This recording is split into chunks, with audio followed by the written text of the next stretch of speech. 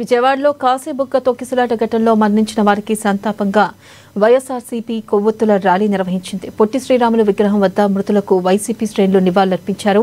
పవిత్రమైన తిరుమల లడ్డూను కల్తీ పేరుతో కూటమి ప్రభుత్వం అపవిత్రపరిచిందని వారు ఆరోపించారు.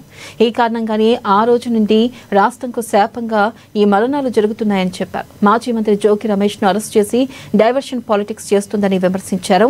ఇక ఈ ర్యాలీలో మాజీ డిప్యూటీ సీఎం అంజద్ బాషా, మాజీ మేయర్ సురేష్ బాబు, వైసీపీ నాయకులు, శ్రేణులు పెద్ద సంఖ్యలో పాల్గొన్నారు.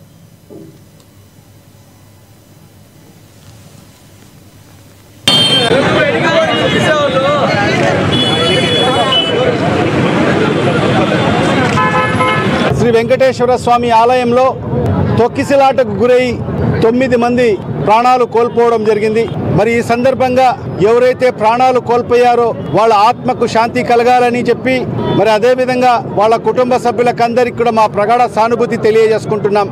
మరి ఇవాళ ఈ కూటమి ప్రభుత్వం వచ్చిన తర్వాత ఏదైతే కలియుగ దైవమైన శ్రీ వెంకటేశ్వర స్వామి ప్రతిష్టను దిగజార్చేదాని కోసం ఏదైతే కూటమి పెద్దలు కుట్ర పన్ని మరి ఏదైతే ఆ లడ్డుని ఏదైతే వెంకటేశ్వర స్వామి పవిత్రంగా భావించే ఆ లడ్డుని అపవిత్ర పాలు చేస్తూ మరి దాన్ని ఏదైతే ఆ గీలో కల్తీ జరిగిందని చెప్పి దుష్ప్రచారాన్ని లేవనెత్తి మరి ఆ కలియుగ దైవమైన శ్రీ వెంకటేశ్వర స్వామి ప్రతిష్టను దిగజార్చడాని కోసం ఈ కూటమి పెద్దలు కుట్రను పల్లడం జరిగింది.